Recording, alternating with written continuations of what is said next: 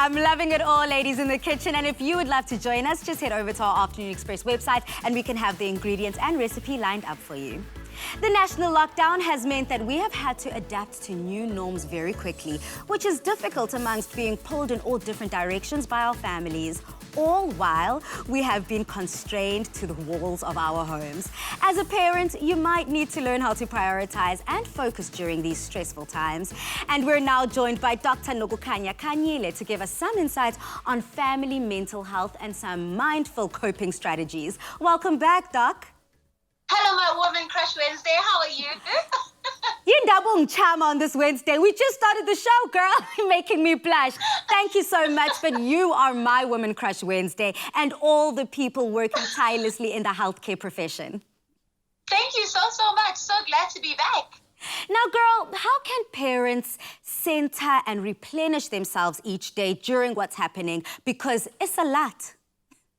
It is, definitely, and thank you so much for bringing up this topic because I think a lot of parents are feeling like they're alone, they're overwhelmed. I mean, having your kids with you on weekends is not the same as having with them every day, having to learn, teach them their schoolwork. You also have to work if you're still currently working from home, and it can be a lot. So it's important to make sure that as a parent, you clear time for work, not just for yourself, but also your kids, time for play, because you as an adult actually need a break every now and then, but also family time, just so that everybody can communicate and share how they're feeling during the stressful time of this coronavirus lockdown.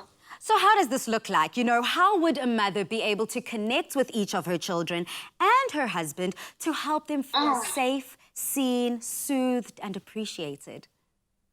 So as a mom, it's very important that you yourself have your own schedule. So if you're currently working, you know, you can kind of set out a particular time in the day and talk to your family and say, look, you know, mommy has a lot of things to do. One of them includes work, which is very important. Set that time out according to your working hours or according to the demands. When you have that free time, speak to your family and say, okay, today maybe we can watch a movie together. Tomorrow we can spend time in the kitchen cooking together. And I think at night, because kids usually sleep a little bit earlier, you can then make time after that for your partner or your husband at that moment. It's very important to know that these times may change depending on the day, but if you make sure that you have a schedule in your mind, you can kind of work around that, and the kids will definitely fight because you know they don't want to do anything that you say, but enforce it and make sure that they understand why it is important to you. Okay, I kind of like this idea because we're taking the concept of having a date, things that we used to go out in the world and experience, you know, date day with the kids, date day with Bae. Now we're taking date day to a whole new level. That's brilliant. So it's important that you make sure that you have that time individually. And if you can't find that time, just communicate that so that everybody can be involved. And it can kind of be like a problem that the family can solve together. Brilliant. So in addition to this and their regular jobs, there's a second shift duty as a mother. And, you know, this is to help the kids slog through remote lesson plans or keep cooped up, young ones occupied and fed, or checking in or, you know, on those aging parents very diligently, all whilst attempting to keep their game faces on at work. So what advice would you have for women that are going through this and, you know, they might be feeling overwhelmed in this current situation? I think the first thing is to say you are not alone, and it's okay to feel whatever you're feeling at that moment. If you feel like you have all the energy in the world today, run with that. If you're feeling completely exhausted, you know, it's important to know that about yourself, because then you can communicate to your family and your friends that, you know, I'm just feeling a bit run down today. I can't really check up on you, but I will definitely get back to you as soon as possible. With your kids, they might not be as understanding as you know, something else. So try and keep them occupied with a game that isn't too intensive for you to also participate in, but you can just supervise them. You can also give them something fun to watch, and you can just sit with them on the couch and share in that interaction as well, so that it's not too high energy, but you're still at least giving them some of the attention that they want. Another tool that I always say to moms is, you know, music. Kids love music, so play music with your kids, you know, watch them dance, have little mini concerts for them, and that's one of the tools that my mom used to do. She used to give us a task to go away, create some kind of creative thing and come back, and that gave her about an hour to just relax. I to put on talent shows is what I'm seeing, you know? Have a full-on talent show in your living room. I'm for it. Talking about dates, you know, you've already spitballed some ideas that we can keep busy with, but how can parents or spouses get their families active, moving their bodies and connecting with nature? You know, there's so many incredible apps that you can find on your, device's app store just to be able to get a family activity or even a fitness activity. Things like dancing, things like, workouts that you can do together as a family that involves no equipment necessary.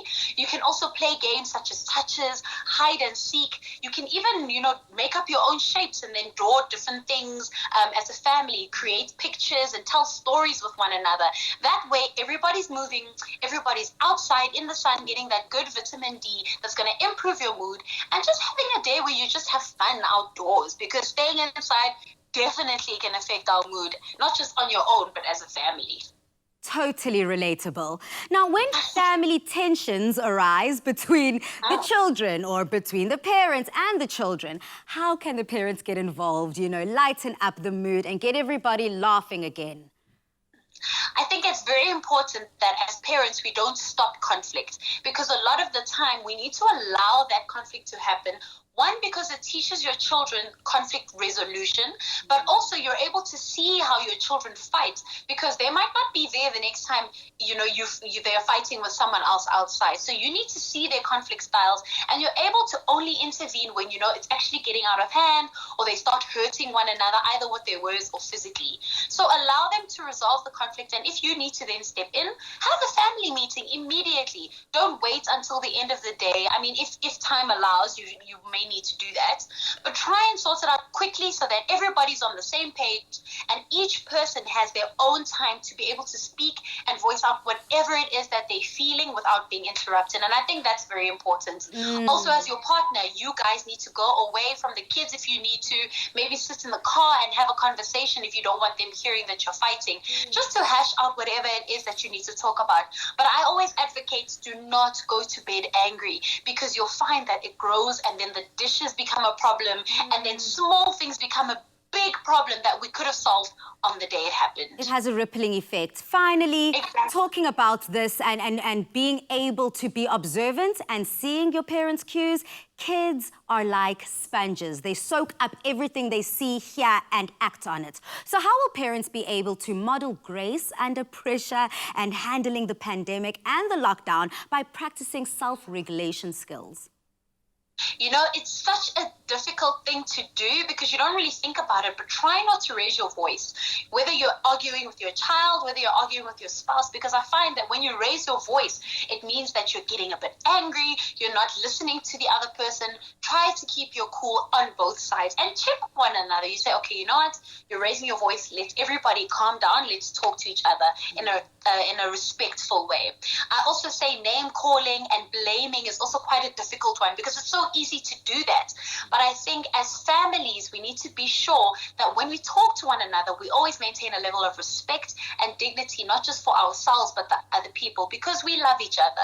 We never want to hurt each other, and we want to live in a place where we all are comfortable, we're happy, and we're harmonious. So don't raise your voice. Make sure that at the end of the day, you speak to one another with dignity and respect, and don't blame another person. Try to accept some responsibility and see how the situation may have gone better if everybody did what they were supposed to do. Thank you for this. This is very valuable, going back to the basics and just being kind, loving, and respectful. Thank you so much, Doctor. We really appreciate your visit. Of course, guys. I love you so much. And everybody stay home, stay safe, wear your mask, and don't forget to wash or sanitize your hands. And on that note, cheers, Doc. Good mental health goes hand in hand with strong immune system. So coming up, we learn how Immuenza and Corenza Parisi work together to ensure optimal health during this flu season.